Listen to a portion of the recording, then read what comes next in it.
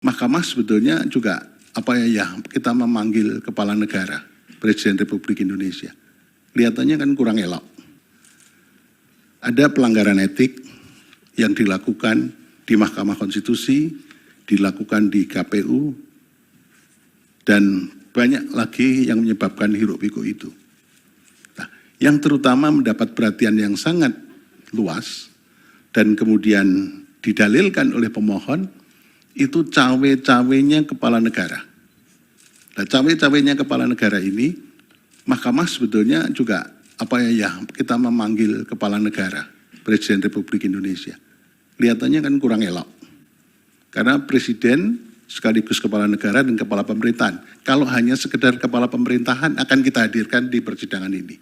Tapi karena Presiden sebagai kepala negara, simbol negara yang harus kita junjung tinggi oleh semua stakeholder, maka kita memanggil para pembantunya. Dan pembantunya ini yang berkaitan dengan dalil pemohon. Kenapa kita panggil? Itu karena begini. Dalil pemohon mengatakan keberpihakan lembaga kepresidenan dan dukungan Presiden Joko Widodo dalam Pilpres. Nah, itu kemudian memunculkan beberapa hal. Satu, cawe-cawe yang sudah saya sebutkan tadi. Kemudian keterlibatan ASN, TNI, Polri yang tidak netral. Ada sangkaan, dugaan PJ Gubernur, Bupati, Wali Kota yang PJ itu juga ikut bermain di situ. Ini sangkaan atau dugaan yang perlu dibuktikan di persidangan ini.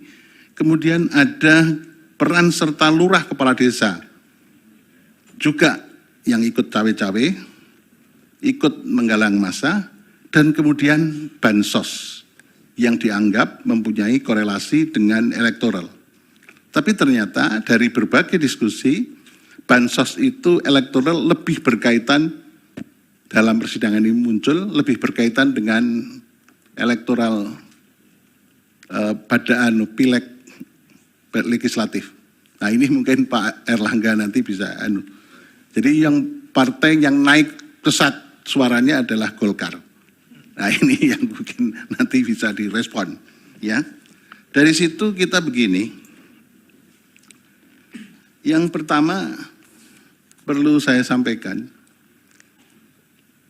kita itu untuk menjadi pelajaran kita bersama, saya tidak menggurui Bapak Menko, Ibu Menteri Keuangan, dan semua pihak, saya tidak punya pretensi menggurui.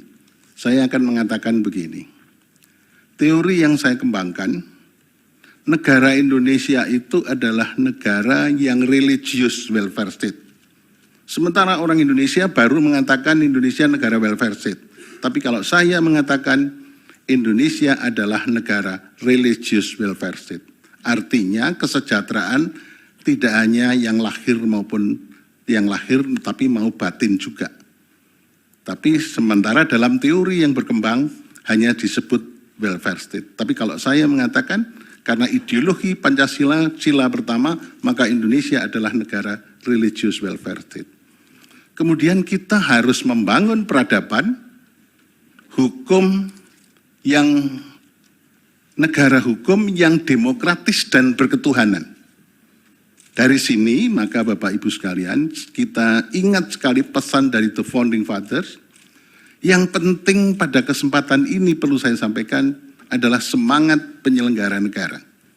Semangat penyelenggara dan semua stakeholder harus mempunyai etiket yang baik dalam mengelola negara.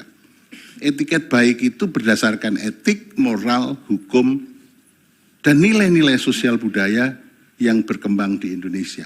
Itu semua diorientasikan pada kepentingan kesejahteraan rakyat. Ini yang harus menjadi pedoman kita. Oleh karena itu Bapak Ibu sekalian, para Bapak Menko, kita dalam berhukum tidak sekedar rule of law, tapi rule of ethic. Nah, dalam kesempatan ini maka ada beberapa hal yang praksis yang perlu saya pertanyakan kepada Bapak Menko dan Ibu Menteri Keuangan. Yang pertama, download Tribun X sekarang. Menghadirkan lokal menjadi Indonesia.